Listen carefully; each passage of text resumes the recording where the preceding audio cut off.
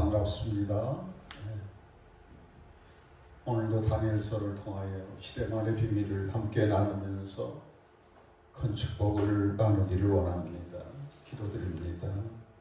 만복의 근원 되시는 살아계신 우리 하나님 감사합니다. 시대말의 비밀을 다니엘을 통하여 이 시간 허락하여 주시고 성령의 도우심으로 깨닫는 내가 있기를 원합니다. 주의 종 입술의 말씀을 주시고 하나님의 특별한 은혜 성령의 감동으로 말씀이 대언되게 하여 주시옵소서. 성삼위 하나님 영광 받아 주옵소서. 예수님 이름으로 기도합니다. 아멘. 오늘은 다니엘서 9장으로 중요한 장이라고 할 수가 있습니다. 굉장히 어렵고 난해한 그런 장이지만 성령의 도우심으로 지혜를 주심으로 분명한 깨달음을 꼭 얻게 되기를 축복합니다.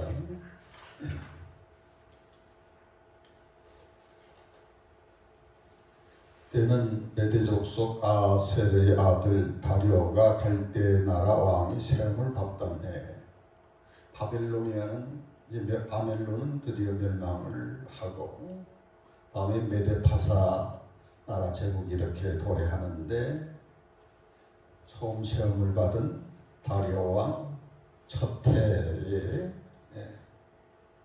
다니엘에게 귀한 깨달음이 있게 되었는데 에레미야 선지자의 기록한 예언서를 읽을 때에 70년 만에 우리 민족이 황폐함이 이제 마치고 예루살렘으로 귀환한다는 하나님의 약속을 보고 큰 깨달음을 얻게 되었다는 겁니다.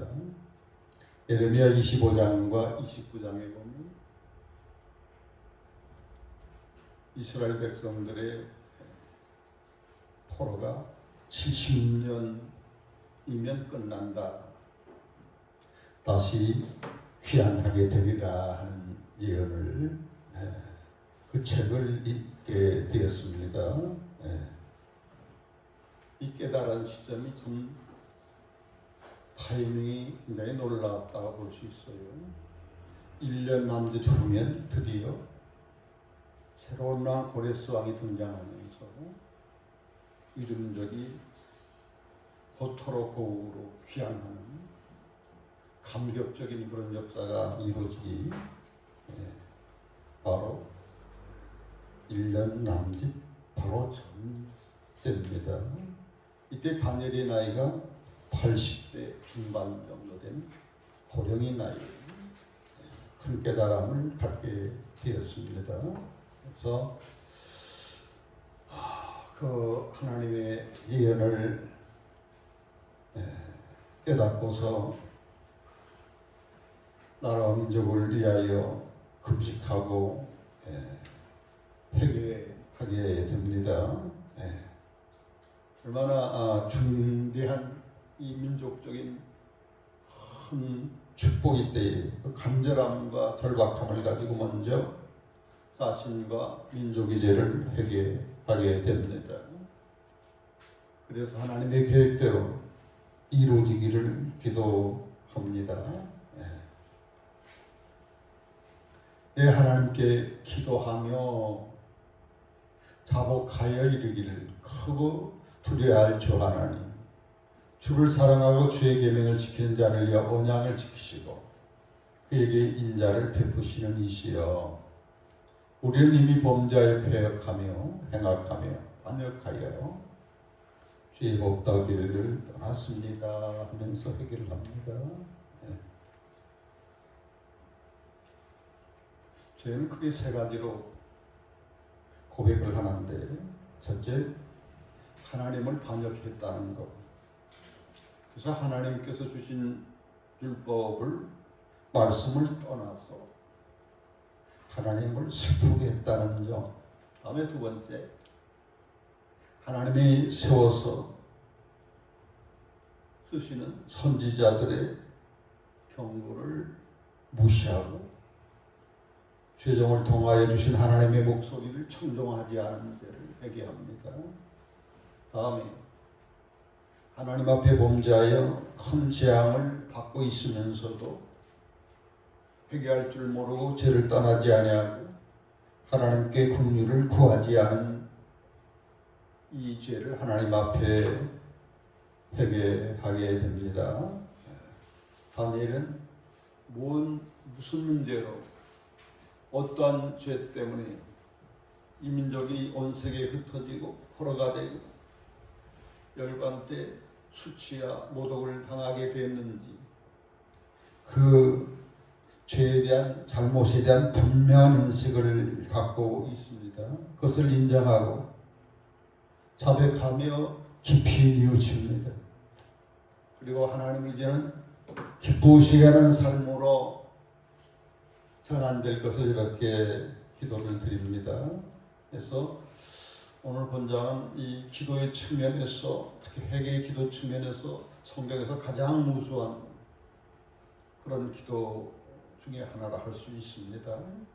우리가 또 죄종 선지자들이 주의 이름으로 우리의 왕들과 우리 고관과 조상들과 온 국민에게 말씀한 것을 우리가 듣지 않았습니다. 수없이 많은 부지런히 우리 하나님께서 선지자를 통하여 죄를 지적하게 하고 경고하게 하고 돌아와서 더 큰 재앙을 받지 않을 것을 하나님 말씀했는데 하나님 목소리를 듣지 않았다는 겁니다. 주여, 공의는 주께로 돌아가고 수치는 우리 얼굴로 돌아감이 오늘날과 같습니다. 그래서 하나님은 두 가지 측면을 갖고 계시죠. 큰 사랑, 세상에서 찾아볼 수 없는 하나님의 사랑, 초월적 사랑. 다음에 하나님은 공의의 하나님이라 하나님 말씀대로 법대로 지키면 복을 주고 거역할 때에, 불순종할 때에 벌을 주는 공의의 하나님이신 것입니다. 주여, 공의는 주께로 돌아가고 그랬습니다. 수치는 누구한테로 돌아오고 우리의 얼굴로 돌아오니 오늘날과 같아서 유다 사람들과 예루살렘 거민들과 이스라엘이 가까운 곳에 있는 자들이나 먼 곳에 있는 자들이 다 주께서 쫓아내신 각국에서 수치를 당했습니다. 하나님께서 끝내는 약속한 땅 득가거리 흐른 가나안 땅에서 추방을 해버리죠. 마치 아담과 하와를 에덴에서 추방하듯이 가나안 복지 땅을 에서 추방을 해버리고 세계 각국에 흩어버리고 가는 곳마다 수치와 모멸을 당하도록 하셨습니다. 그 이유는 이 빨간 글씨. 오늘 이 화면을 보면서 이렇게 말씀을 들으면 도움이 되겠습니다. 이는 그 까닭은 그들이 주께 하나님께 죄를 범했기 때문입니다 하고 고백을 하고 있습니다. 주여, 수치가 우리에게 돌아오고 우리 왕들과 우리의 고관과 조상들에게 돌아오는 것은 우리가 뭐 했기 때문입니다.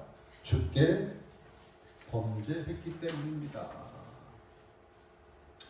하지만은 주 하나님, 우리 하나님께서는 긍휼과 용서가 있습니다.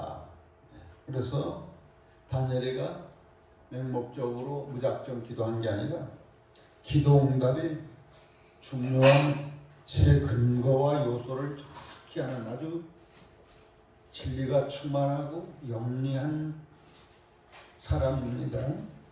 첫째, 무조건 기도 응답해달라는 게 아니라 무엇에 호소했다? 하나님의 긍휼과 용서를 근거해서 기도를 하고 있다는 거예요. 큰 공의를 에베소서 2장 4절 보면 긍휼에 풍성하신 하나님의 그 큰 사랑을 근거해 가지고서 응답해 달라는 기도를 드리고 있고, 다음에 16절을 보면 하나님의 공의로 인하여 응답해 달라고 합니다. 하나님이 세우신 공의가 뭘까요? 죄를 지으면 하나님 앞에 뉘우치고 회개하면 하나님이 용서해 주신다.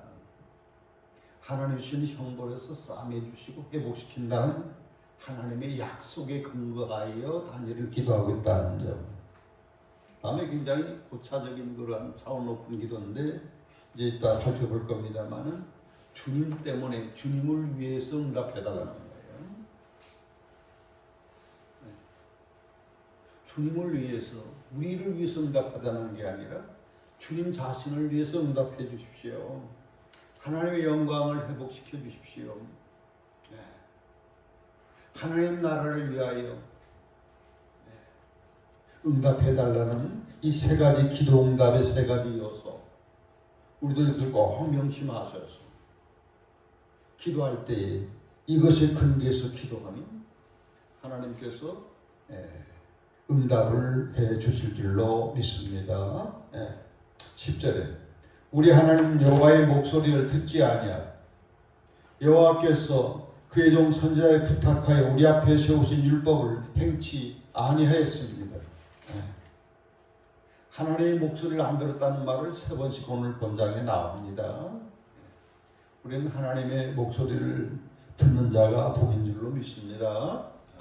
하나님 우리들에게 들려주신 목소리는 성경을 통하여 들려주실 때가 있고, 주의 종의 입을 통하여 메시지를 통하여 하나님의 목소리를 들려주실 때가 있고, 어떤 주의 환경과 사건을 통하여 하나님의 음성을 들려줄 수도 있고, 기도하는 가운데 성령의 음성을 내 마음에서 들릴 수도 있고, 하나님이 들려주시는 음성에 우리가 조금만 귀를 기울이고 사랑해서 순종하고자 한다면 하나님의 음성을 우리는 누구나 다 들을 수가 있는 줄로 믿습니다. 10절에 우리 하나님 여호와의 목소리를 듣지 아니하며 여호와께서 그의 종 선지자를 부탁하여 우리 앞에 세우신 율법을 행치 아니하였습니다 하고 죄를 고백합니다. 온 이스라엘이 주의 율법을 범하고 치우쳐 가서 주의 목소리를 듣지 아니하였으므로 이 저주가 우리에게 내렸습니다. 곧 하나님의 종 모세의 율법에 기록된 맹세대로 되었습니다. 됐습니다. 하나님은 하나님이신 말씀대로 이루시는 분입니다.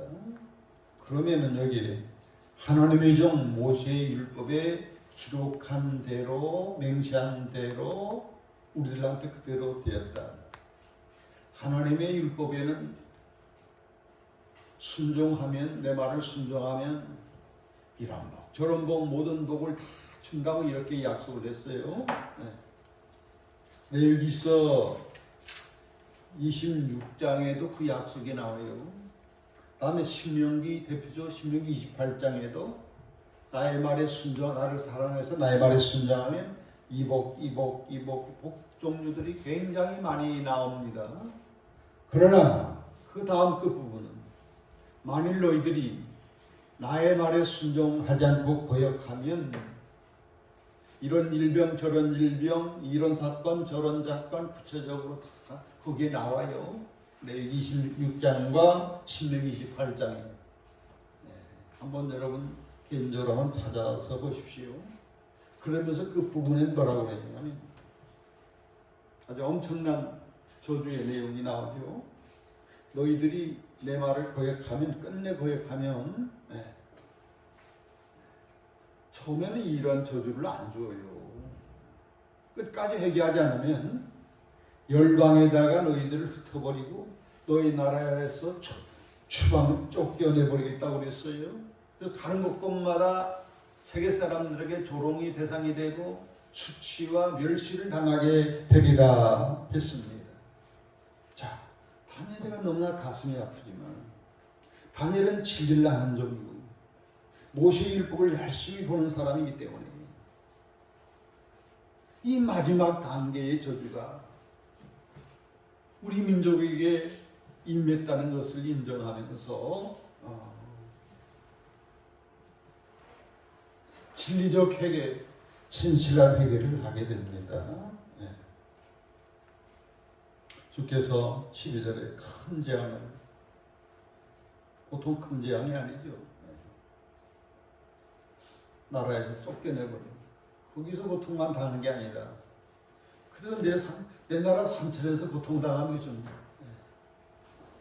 말 다르고 물 다르고 산 다르고 모두 풍속 다르고 세계로 다 흩어져가지고 그 사람들한테 짓밟힘을 오랫동안 당하게 하는 이 큰 재앙이 우리에게 내리사 우리와 및 우리를 재판하던 재판관을 쳐서 하신 말씀을 이루었습니다.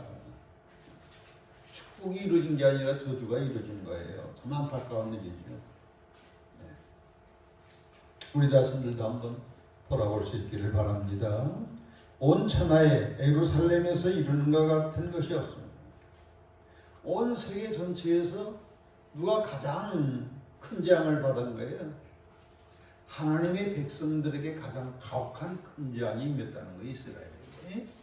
그래 이스라엘 역사를 쭉 공부해 보면 이스라엘처럼 고통스럽고 불행한 나라가 없어요. 하나님의 사랑하사 택한 백성이고 율법을 이스라엘에만 주시고 선지자도 다 모세도 다 이스라엘 사람이고 예수님도 이스라엘로 예수님의 제자들도 다 이스라엘, 대부분 다 이스라엘 사람이에요. 이런 특별한 은혜를 입었는데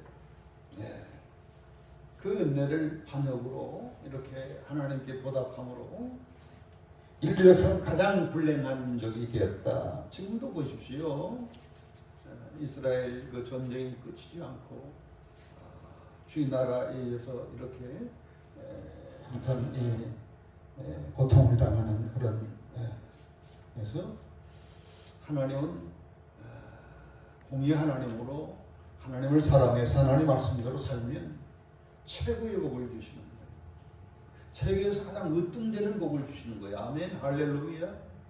그러나 사랑하기 때문에 하나님을 반역하고 하나님을 떠나고 우상을 섬기고 죄를 지으면 가장 가혹한 채찍을 주신다고 하는 겁니다. 미워서가 아니라 우리를 깨닫게 하고 연단시켜서 성숙한 하나님의 자녀, 하나님을 사랑하는 자녀, 이타주의 사랑으로 훈련하기 위한 그런 하나님의 채찍이다 하는 것을 우리가 명심해야 될 줄로 믿습니다. 13절 모세의 율법에 기록된 대로 이 모든 재앙이 우리에게 내렸습니다. 하나님의 재앙들을 쭉 한번 읽어보십시오. 그리고 하나님의 축복들을 읽어보십시오. 구체적으로 거기에 나옵니다. 복받기를 원하면 진리를 알아야 되겠죠. 진리 하나님께 복을 구하라. 우상에게 그냥 복 달라 어리석은 그러한 기도하지 말고 진리 하나님께 복을 구하라. 이사야서. 우리는 우리의 죄악을 떠나고 주의 진리를 깨달아서 우리 하나님 여호와의 얼굴을 기쁘게 하지 아니했습니다. 재앙을 받으면서도 깨닫고 회개하여 하나님 이제는 기쁘시게 하는 삶의 전환으로 나아가지 못하는 것을 회개하고 있습니다. 그러므로 그런 까닭에 여호와께서 이 재앙을 간직하였었다가 우리에게 내리게 하셨사오니 우리 하나님 여호와께서 행하시는 모든 일이 공의롭습니다. 하나님의 심판하시고 벌하신 걸 부당하다 전혀 할 수가 없어요. 공의롭습니다. 우리가 그 목소리를 듣지를 아니했습니다. 우리의 잘못으로 누구의 관계 속에서 하나님과의 관계 속에서 잘못되어서 이런 재앙을 받게 된 것입니다. 15절에 강한 손으로 주의 백성을 애굽 땅에서 인도하여 내시고 올같이 하나님의 명성을 얻으신 우리 주 하나님이여, 우리는 범죄하고 악을 행하였습니다. 하나님의 명성이 온 세계에서 하나님의 영광을 받으신 사건이 출애굽 사건입니다. 430년 막강한 애굽 바로 왕을 항복시키고 10가지 재앙으로 하나님께서 어마어마한 재앙을 계속적으로 내려서 결국은 이스라엘 백성들 거기서 빼서 출애굽시켜서 가나안의 7 족속들을 다 무너뜨리고 거기에다가 하나님이 적각거리는 새 나라를 이주신 이 엄청난 사건이 온 세계 사람들에게 다 들려서 야, 하나님은 굉장한 분이에요. 그래서 하나님의 명성을 얻은 기초는 무슨 사건이다? 굉장히 중요한 구약의 출애굽 사건이다. 이스라엘 백성들이 믿음을 가진 영원한 근거와 기초도 역시 애굽에서 해방하여 새 나라를 주시고 율법을 주신 이것이 그들의 믿음의 기초가 되는 겁니다. 사랑하는 성도 여러분, 주의 종 여러분, 우리들에게는 영적인 출애굽을 축복해 주셨어요. 영원한 저주 종살이 죄의 종 사단의 종으로 살던 우리들에게 당신의 외아들 십자가에 복의 피를 흘리게 해주셔서 어떤 데든지 우리 죄에서 해방을 시키고 용서하고 뿐만 아니라 당신이 갖고 있는 영원한 생명을 영생을 선물로 주셨습니다. 우리 성도들이 믿음의 그 영원한 기초가 바로 여기서 시작되는 거죠. 예수님의 귀한 보혈로 값없이 의롭다움을 받았어. 영원한 사는 영생을 내가 받았다고 하는 이것, 그 크신 하나님의 사랑이 나의 믿음의 기초요, 나의 삶의 가장 강력한 뿌리가 된다고 하는 사실입니다. 또한 하나님께서 당신의 아들이 순종해서 십자가에 죽기까지 순종함으로 말미암아 하나님이 얼마나 인간들을 사랑하는지, 하나님이 얼마나 인류들을 사랑하는지를 진면목을 보여주는 하나님의 영광과 사랑을 나타내는 중요한 기초가 바로 어린 양의 복의 피입니다. 아멘, 할렐루야. 우리가 하나님의 그 큰 사랑을 입은 우리들로서 하나님을 반역하고 죄짓지 않기를 원합니다. 16절 주여 보아오니 주는 주의 공의를 따라 주의 분노를 주의 성 예루살렘 주의 거룩한 산에 떠나게 하옵소서. 굉장한 중요한 단어들이에요. 주의 성, 그냥 예루살렘 성이 아니라 주님의 성, 그냥 산 시온산이 아니라 주님의 거룩한 산 시온산.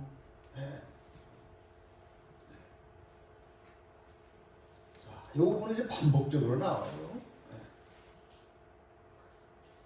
70의 1의 예언에도 이게 굉장히 중요한 거예요. 하나님의 성소, 하나님의 성전.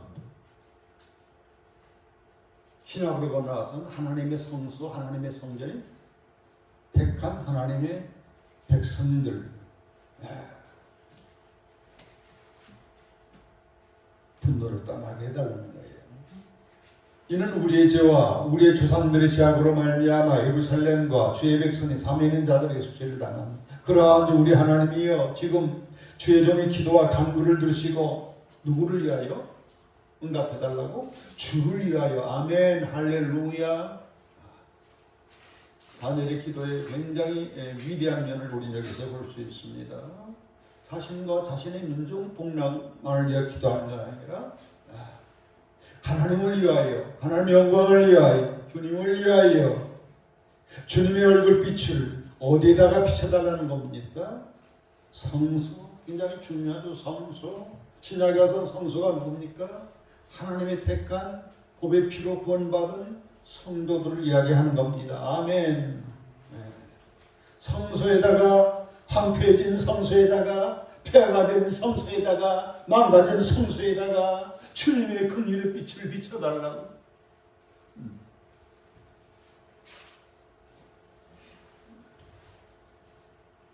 하나님 마음, 그 기도를 들을 때 하나님 마음 한번 생각을 해보면 엄청난 감동을 받으셨을 것 같아.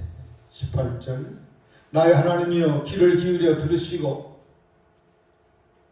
눈을 떠서 우리의 황폐한 상황과 주의 이름을 일컫는 뭘 보옵소서? 성을 보옵소서. 성 안에 성소가 있습니다. 성전. 우리가 주 앞에 간구하는 것은 우리의 공의를, 우리가 의로움 때문이 아니고 우리 공의를 의지하는 것이 아니고 뭘 의지하여 기도합니다? 주의 큰 긍휼. 사람들도 이렇게 부모 형제들이 불쌍히 여길 수 있어요. 하지만 하나님에게는 어떤 긍휼? 큰 긍휼. 죄를 용서하고 살리기 위하여 당신의 외아들까지도 포기하고 죽이는 이 어마어마한 헤아릴 수 없는 큰 그 긍휼, 이 큰 긍휼을 날마다 우리는 이 큰 긍휼을 의지하여 살 수 있기를 바랍니다. 하나님, 정말 하나님 큰 긍휼을 의지할 수밖에 없습니다. 제가 한 모든 것들은 너무나 거역이 많고 너무 죄가 많습니다. 주님의 큰 긍휼을 의지하여 기도합니다. 주여 들으소서, 주여 용서하소서, 주여 귀를 기울이시고 행하소서, 지체하지 마옵소서. 나의 하나님이여 누구를 위하여 응답해달라고? 주 자신, 주님 자신, 하나님 자신을 위하여 응답해달라고 기도합니다. 이는 주의 성, 누구의 성? 예루살렘이 주님의 예루살렘. 누구 백성? 주님의 하나님의 백성. 누구의 이름으로 일컬음 받에? 주님의 이름으로 일컬음 받는 것이. 그래서 결국은 성을 회복하고 성전을 다시 회복하고 황폐한 것을 회복하고 거기에 사는 하나님의 백성들을 회복시키는 것은 누구를 위한 것이다? 주님 자신을 위한 것이옵니다. 우리가 존재하는 이유, 하나님의 이름을 위하여, 하나님의 영광을 위하여. 교회가 존재하는 이유, 하나님의 이름을 위하여, 하나님의 영광을 위하여. 그러므로 황폐한 성소, 황폐한 성읍을 회복시키는 것은 주님 자신을 위한 것이다 하는 겁니다. 굉장히 위대한 기도를 지금 드리고 있는데 하나님이 가장 기뻐하실 부분입니다.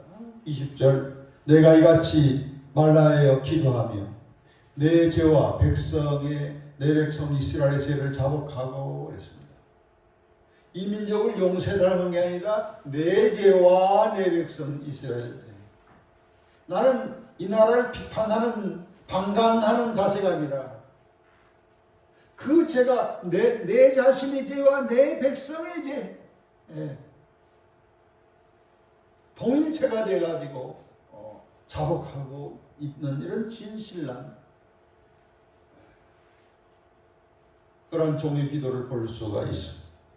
내 하나님의 거룩한 산을 위하여 또 나오죠. 그냥 쉬운 산 예루살렘 산이 아니라 내 하나님의 거룩한 산을 위하여 내 하나님 여호와 앞에 간구할 때에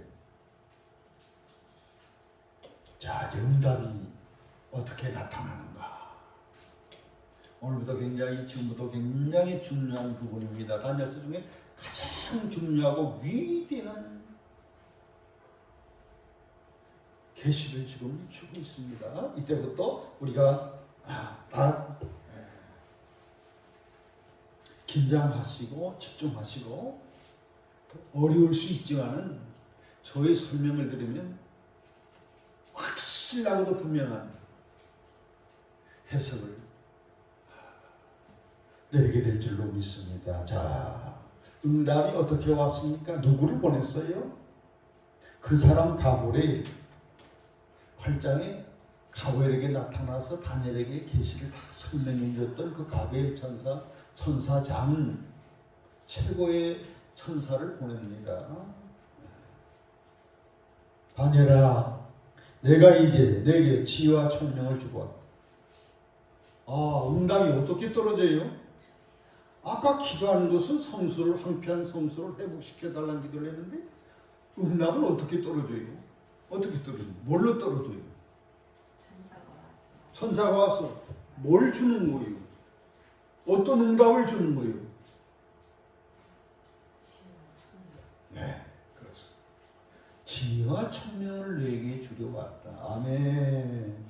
깨달을 수 있기를 바랍니다. 네. 가장 복 중에 중요한 복이 지혜와 총명입니다. 잠언서 보면 뭐가 제일이다? 지혜가 제일이니 지혜를 구하라. 이제 70의 일에 어렵고 굉장한 예언을 주는데 다니엘이가 받기만 하고 그걸 깨달지 못하고 멍청하면 어떻게 되겠어요? 그럴 때 먼저 뭘 응답을 주시는 거예요? 지혜와 총명을 주시는 거예요. 아멘.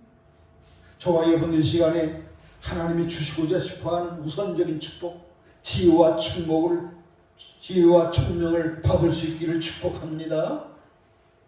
그래야 다니엘서가 열리고 계시록이 열리고, 하나님의 시대를 준비할 수 있는 이러한 현명한 자가 될 수가 있습니다. 자, 23절. 너가 다니엘이 기도 시작할 즈음에, 금식기도 시작할 즈음에 하나님의 명령이 떨어졌다. 이 사실을 너에게 알리러 왔느니라. 나는 신부를 꾸려. 하나님의 신부. 너는 뭘 입은 자다? 다니엘 보고 다 같이 너는 크게 은총을 입은 자다. 아멘. 하나님의 큰 사랑을 너는 받은 자다. 하나님에게 가장 큰 축복을 받은 자다. 아멘. 그렇죠. 다니엘의 기도가 얼마나 훌륭한, 그의 삶이 우리 참 놀랍도록 훌륭하지 않습니까? 이 자에게 가장 큰 사랑, 큰 축복을 줍니다. 그러면서 71회, 71회의 하나님의 계시를 알려주는 것이고, 이것이 가장 큰 축복을 받은 아무한테나 이 계시를 주지 않았습니다. 이때 나이가 80대 중반.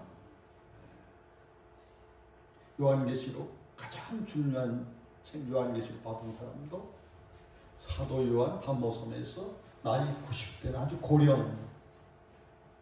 그러니까 나이 들고 늙었다는 그것은 하나님의 시간대 안에서는 오히려 굉장한 축복을 받을 수 있는 기회입니다. 아멘. 나이 들수록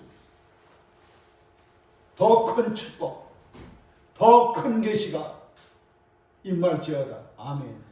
내 자신부터. 자, 내 백성, 또 내 백성, 하나님의 백성 또 반복적으로 나옵니다. 하나님의 거룩한 성을 위하여 기한을 정했는데 71회 72일의 기한을 정했다는 거예요. 자,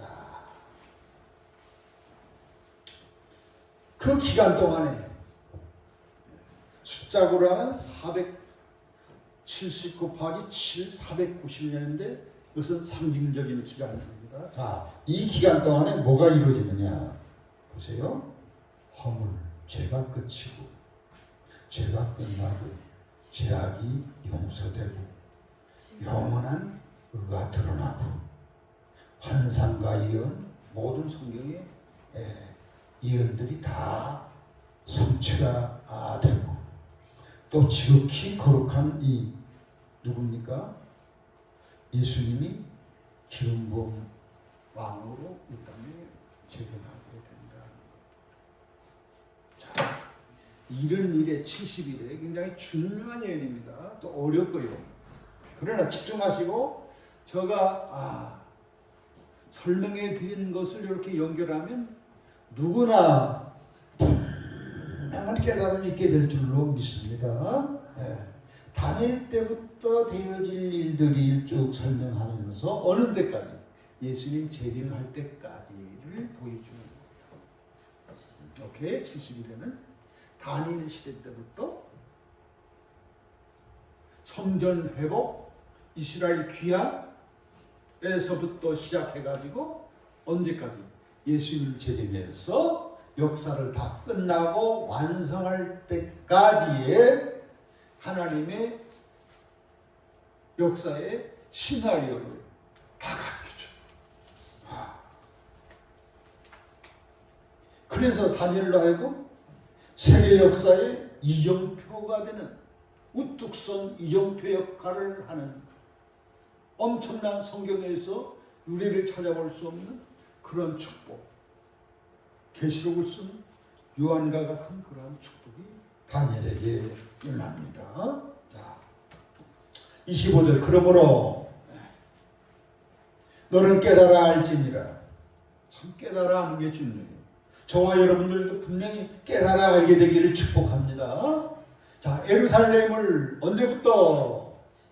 70일에 예루살렘 성을 중건하라. 그 안에는 하나님의 성전 다시 지어라 하는 영이 날 때부터 고레스 왕 파샤, 고레스 왕 원년에 왕의 칙령이 내려지죠. 이때부터 기름 붓는 자 곧 왕이 일어나기까지 예수님 만왕의 왕 이 땅에 와서 심판하고 다스리는 왕이 할 때까지가 바로 70의 일의 기간인데 더 구체적으로 들어갑니다.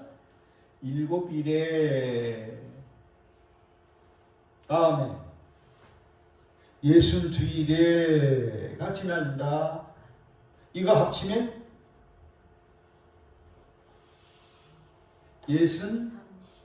69일에 70일에가 딱 하나가 아직 안 나왔어요. 7일에가 지나고 62일에가 지나고 그 과정 속에 성이 중건돼요. 예루살렘 성이 중건돼요. 준공이 됩니다. 그리고 62일의 후에 누가 죽어요? 예수님이 이 땅에 초림하셔서 예수님이 십자가에 죽을 것이다. 놀라운 예언을 여기서 주고 있습니다. 예수님이 이 땅에 초림하신다. 십자가 져서 돌아가신다. 그리고 장차 한 왕이 백성이 와서 장차는 요 7일에 62일에 포함되지 않는 공백기간을 장차라고 이렇게 두 번씩 이야기를 해요. 장차. 공백기간이 있어요. 이때 한 왕이 와요. 한 왕이 백성이 와요. 그래서 성읍과 성소를 무너뜨려요. 주여, 가슴 툴렁한 순간에 다니엘에게는 그렇게 기다리고 기다렸던 예루살렘이 중건되고 성전이 다시 이렇게 지어지는데 무너지는 역사를 체험한다는 거예요. 앞으로 무너진다는 거예요. 그 마지막은 홍수에 쓰러진 같이 엄청난 대환란이 예루살렘 그 다니엘이 그토록 사랑하는 민족인 이스라엘 백성들에게 찾아올 것이다. 끝까지 전쟁이 있을 것이다. 다음 장 10장에서는 큰 전쟁이 있을 것을 이야기해요. 큰 전쟁. 그래서 성경을 다니엘서를 다 맞춰보면 퍼즐이 딱 완성이 돼요. 다 연관이 있고 통일성이 있어요. 딱 답을 얻을 수 있어요. 끝까지 전쟁? 무슨 전쟁이지? 다음에 10장으로 큰 전쟁이라고 나오면서 이스라엘 백성들에게 어마무시한 대화를 한 오는 그런 대환란으로 이렇게 나옵니다. 황폐할 것이 작정됐다. 다시 이스라엘이 황폐해집니다. 물론 이거 세계적인 황폐로 이제 이어집니다. 앞으로. 자, 마지막 절로 왔습니다. 조금 더 긴장하시고 집중하시고. 그가는 누구죠? 앞에 나오는 한 왕, 적그리스도. 자, 요 그에 대해서는 우리가 다니엘서 8장에서 충분히 살펴봤어요. 헬라 시리아 왕 누구? 안티오쿠스 에피파네스 4세. 이 사람은 헬라 시대에도 이스라엘 백성들에게 잔혹한 탄압을 했지만 무슨 인물이다? 예표의 사람이라는 걸 충분히 말씀드렸어요. 그래서 여기서 이해되지 않으면 8장 유튜브를 이렇게 들으시면 연관이 바로 되면서 동일한 인물이라는 것을 알게 될 것입니다. 자, 그 자가 무슨 짓을 해요? 한 일해 동안에 평화의 약속을 해놓고는, 굳게 약속해놓고는 평화를 지켜줄 것을 이렇게 조약했다가 일의 절반 중간쯤에 파기시켜버려요. 갑자기 태도 변화를 해서 하나님의 백성들을 엄청나게 탄압하는 일을 합니다. 제사 예배 예물을 금지해버립니다. 포악하여 가정한 것을 날개를 의지하여 성전에다가 이 가정한 우상을 세웁니다. 이미 정한 종말까지. 자, 여기서 종말은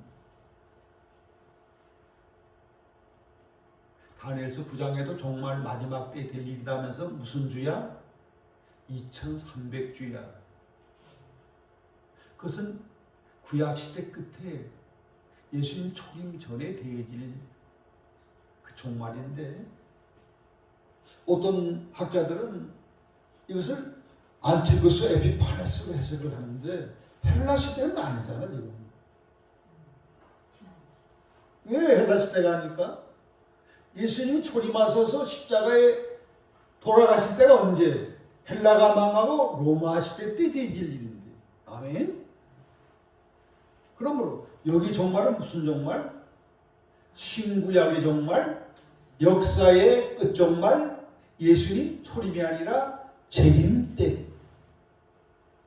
재림 때에 예수님이 오셔서 황폐하게 하는 그 적그리스도들에게 하나님의 재앙을 퍼부으면서, 구체적으로는 계시록 13장 적그리스도장에는, 여기 19장 예수님 재림장에는 살아있는 채로 이들을 지옥불에다가 던져버려. 우리 예수님 오시면 재림왕. 아멘 할렐루야. 일시적으로만 활동을 하고 하나님이 어쩌면 이들을, 적그리스도를 도구로 사용해서 하나님의 성도들, 교회들을 단련하는 도구로 쓸 뿐이에요. 자, 저거 이게 너무나 중요한 거기 때문에 제가 심층적으로 비교를 한번 해봅니다. 자, 여기서 제사를 없애고 예물을 금지하고 가증한 것이 날개를 의지하여 성전에 서고, 이런 내용들이 여기만 나온 게 아니라 다니엘서에 계속적으로 반복해서 나와요. 자, 우리 다니엘서 7장 공부했죠? 25절에 요 내용이 나와요. 다니엘서 8장 11절에도 나와요. 다음에 오늘 다니엘서 9장 27절에도 나와요. 다음에 다니엘서 11장, 다음번에 다니엘서 11장 31절에도 가증한 것을 세운다는 것이 똑같은 낱말을 거기도 쓰고 있어요. 다음에 다니엘서 맨 끝장 12장 11절도 가증한, 그 멸망에 가증한 것까지 똑같아 말이에요.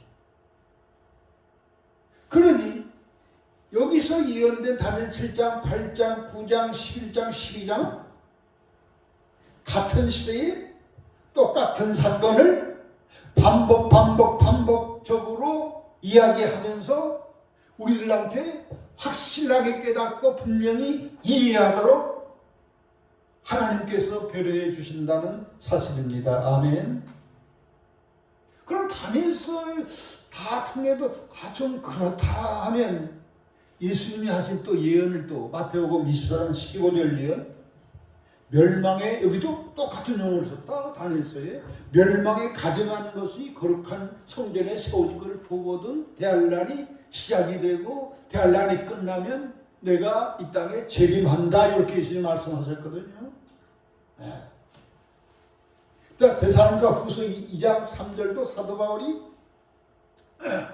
3절 거기는 멸망에 가증한 표현을 안 쓰고 멸망의 아들이 온다, 멸망자를 똑같이 쓰고 있어요. 참 놀랐습니다. 멸망의 아들이 성전에 앉아서 자기를 하나님이다, 다 경배하라, 이런 일이 있고서야 예수님이 재림하게 될 것이라고 예언하고 있어요. 다음에 이것도 우리가 잘 이해가 안 되면 계시록 13장 적그리스도장 짐승장을 보면 짐승의 우상을 세워서 거기에다가 경배하고 경배하지 않은 자는 다 죽이는, 이러한 일이 언제 일어난다? 예수님 재림 직전.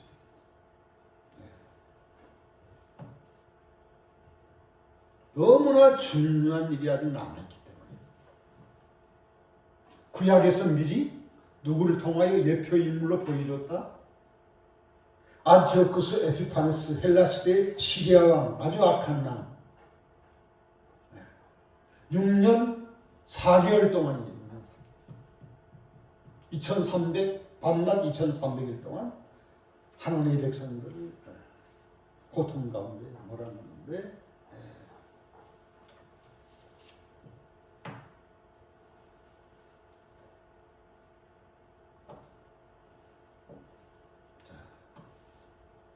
그런데 26절을 보면 예수님 둘의 기름 분자가 끊어지고 예수님이 십자가에 죽을 것까지는 이해가 되는데 장차 한량의 백성이 와서 예루살렘과 성전을 무너뜨립니다. 요 일이 역사적으로 이미 이루어졌어요. 언제? AD 70년에 악한 왕 로마 왕이 보낸 티토 장군에 의해서 성전이 다 불태워버린 일이 있어요. 이것도 마지막 종말 예수님 오시기 직전에 저 그리스도의 예표적인, 저 그리스도부터 등장시켰다.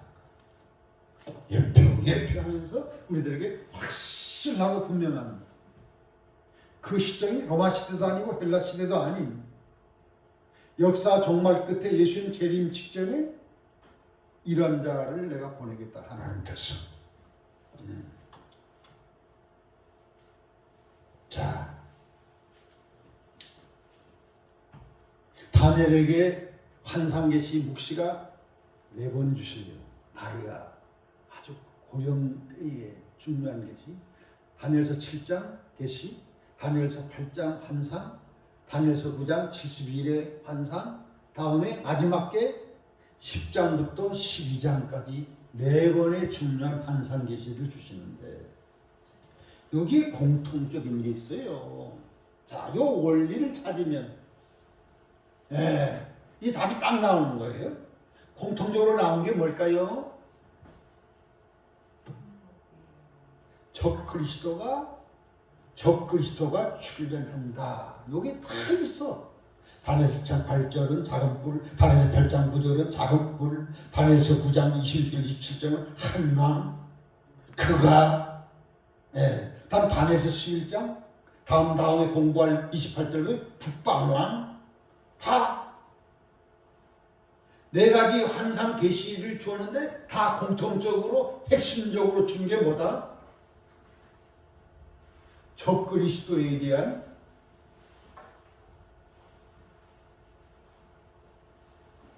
예언을 공통적으로 주었다는 거예요. 다니엘서에서 우리가 이 적그리스도에 대한 실체를 분명히 깨달을 수 있기를 바랍니다. 하나님 그걸 원하세요.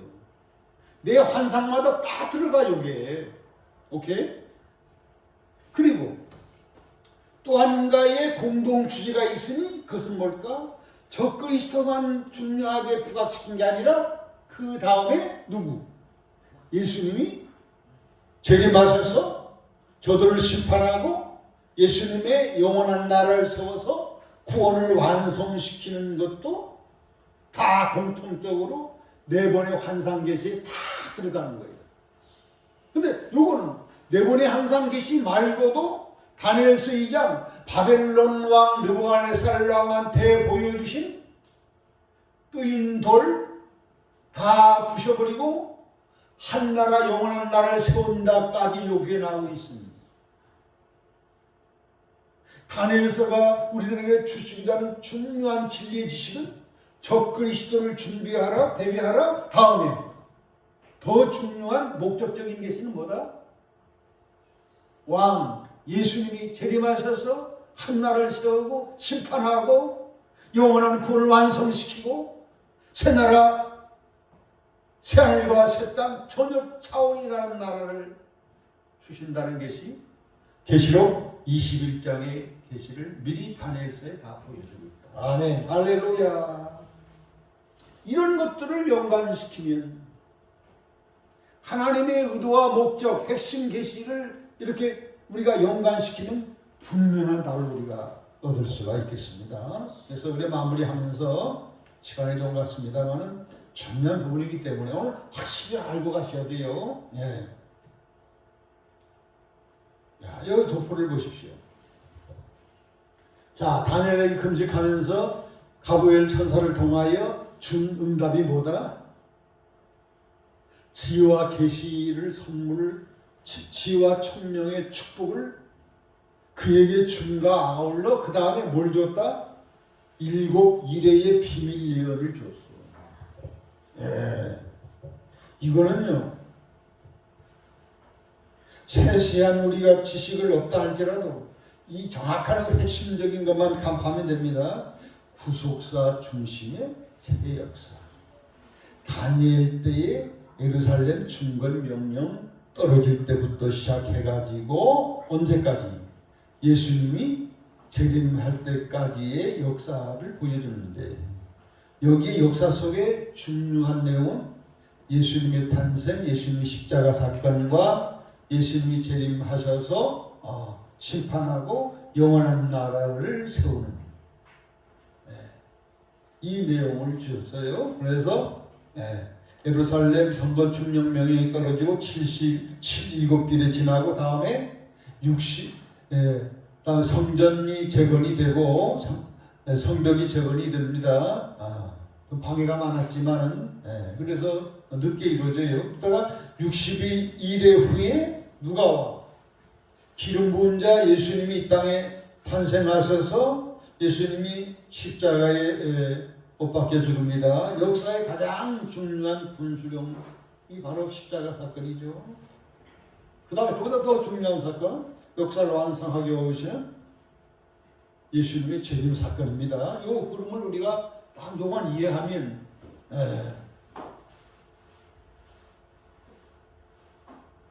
이제 거의 80~90%는 다니엘서를 다 이해하고 계시록을 다 이해했다고 볼 수 있습니다. 이 흐름을 하십시오. 그런데 그 중간에 공백기, 장차 두 번 나오죠.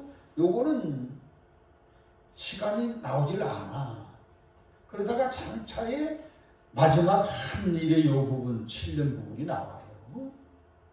7년 대환란이 나와요. 전반부는 복음전선 시대 두 중이 나타나서 회개를 촉구하고 예수님의 재림을 준비하라는 1260일 동안 3년 반 동안의 탄압 중에서도 하나님을 무릅쓰고 하나님의 권세를 받은 엘리야 같은 모세 같은 종들이 이어서 세계 복음화가 이렇게 이루어지고 영원한 복음이죠.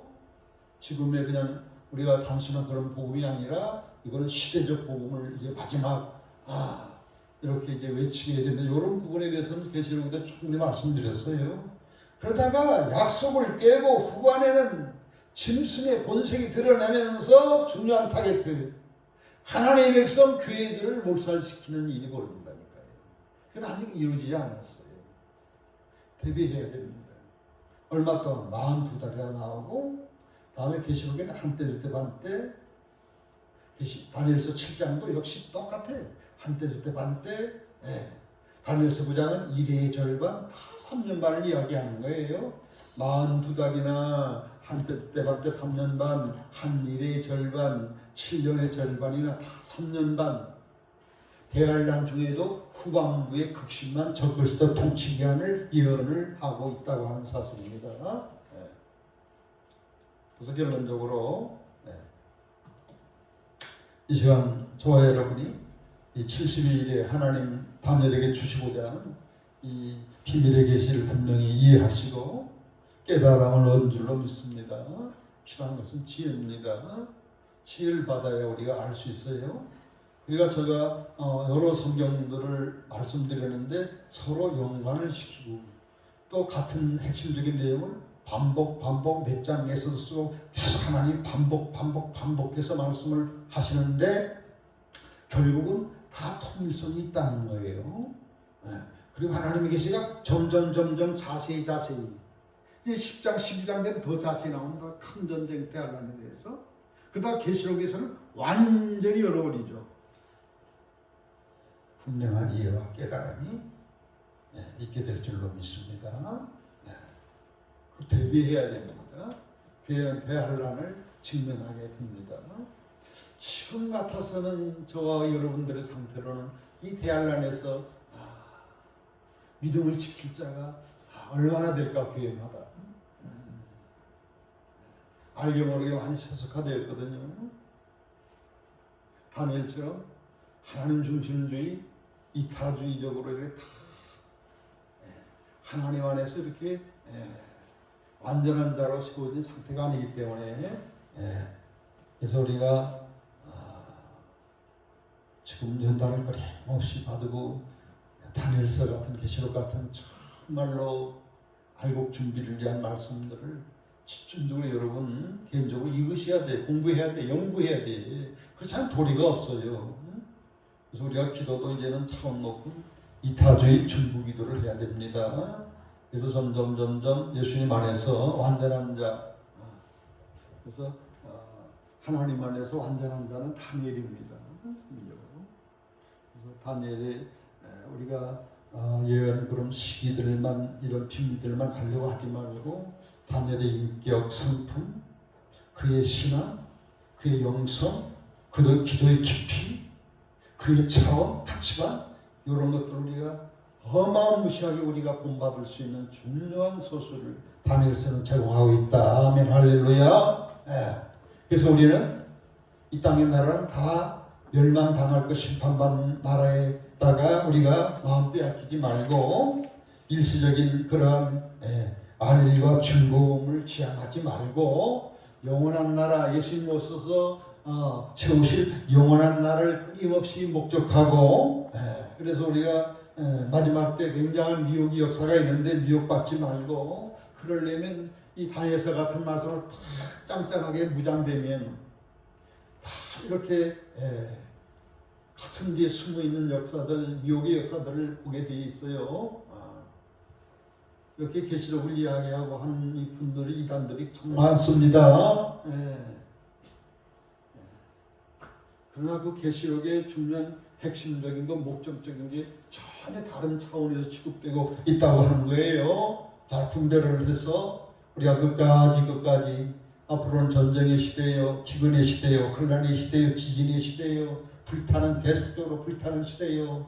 이러한 시대 속에서 다니엘처럼 사다굴에 들어갈지언정 끝까지 믿음의 정주를 지키는 저와 여러분 되시기를 축복하고 하나님께서 이 마지막 시대에 저와 여러분을 택하시고 부르신 이유는 다니엘처럼 시대를 예언하는 이정표가 되라고 세계에 나아갈 백성들 인류들이 나아갈 방향을 분명히 제시하는 이정표가 되라고 하나님께서 시대 말에 시대적 소명으로 저와 여러분들을 부른 줄로 믿습니다. 다니엘처럼 귀하게 나이 들수록 아멘 고령이 되어도 존귀하게 큰 은총을 받을 수 있기를 축복합니다. 아멘. 감사합니다. 기도하겠습니다. 아버지 사랑과 은혜를 감사합니다. 부족하고 연약하지만 하나님께 다니엘을 통하여 놀란 하나님의 진리를 아버지 보여주시고 또 깨닫게 해주셨사오니 감사합니다.